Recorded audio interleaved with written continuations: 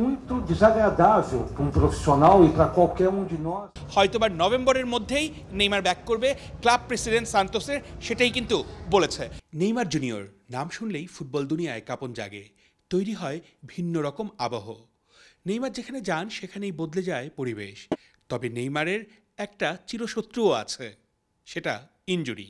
ডালি ভরা প্রতিভা নিয়েও তাই তার অনেক কিছুই করা হলো না। তবে আঘাতের শরীর জর্জরিত হলেও মনোবলে চাঙ্গা নেইমার।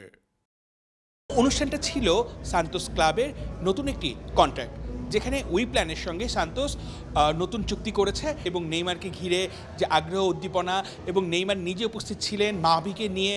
সান্তোসে দেখা গেল এক ভিন্ন নেইমারকে, মন এখনও উত্তাল সমুদ্রের মতো চঞ্চল। সান্তোসকে ভালোবেসে কারি কারি অর্থের মোহ ছেড়ে তিনি ব্রাজিলে ফিরে এসেছেন। তিনি সেই সান্তোসের জন্য $30 মিলিয়ন লোভ ছেড়েছেন, যে ক্লাবে তার জন্য ছিল না একটা ভালো ড্রেসিং রুম।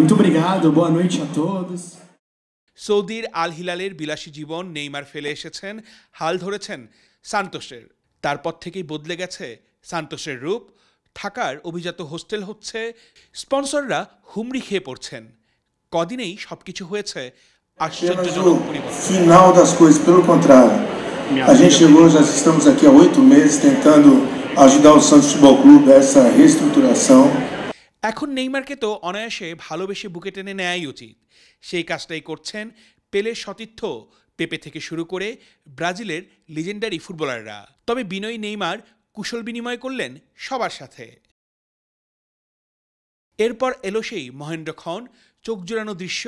নেইমার বুকে টেনে নিলেন তার আদরের কন্যা মাভিকে। মাভিও ছুটল নিজের মতো। বাবার ভালোবাসায় ফুটবল ঘরে প্রজাপতির ডানা মেলা মাভি, সুন্দর সাবলীল এক আনন্দময়ী পরীর মতো।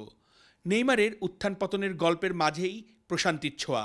পৃথিবীর বাকি সব বাবাদের মতোই নেইমারও হয়তো মাভির দিকে তাকিয়েই ভুলে যান সব দুঃখ বেদনা, আঁকেন হৃদয়ে আনন্দের চালচিত্র। কেবল নেইমার নয়, তার বাবাই দেখছেন সব কিছু। সান্তোসের উন্নয়ন নিয়ে তিনি করেছেন মরিয়া চেষ্টা। নেইমারের ইমেজ আর তার বাবার চেষ্টা দুয়ে মিলে সান্তোসের নতুন জাগরণ। পড়তে থাকা ফুটবলের মান সব কাটিয়ে উঠে আবারও দ্বিতীয় সারির দলের তকমা ঝেড়ে প্রথমে যাওয়ার পথে সান্তোস। দীর্ঘদিন জাতীয় দলে নেই, তবুও ব্রাজিল মানেই নেইমার। পেলের পতাকা ওড়াচ্ছেন মূলত তিনি। তাকে ঘিরেই সব উন্মাদনা। একটা অটোগ্রাফ আর সেলফির আবদারতাই হুমড়ি খেয়ে পড়ছে। হাসি মুখে নেইমার রক্ষা করে চলছেন সব। আর হ্যাঁ, শেষ মুহূর্তে একটা মহা চমক জাগানো এক্সক্লুসিভ খবরও আছে নেইমার ভক্তদের জন্য। এবং সেখানে সবকিছু ছাপিয়ে প্রশ্ন উঠেছে নেইমারের ফেরা নিয়ে। অনেকেই বলছিল সান্তোসের হয়ে এই সিজনে নাকি নেইমারের আর খেলাই হবে না, কিন্তু সেই কথা ক্লাব প্রেসিডেন্ট একেবারেই উড়িয়ে দিলেন।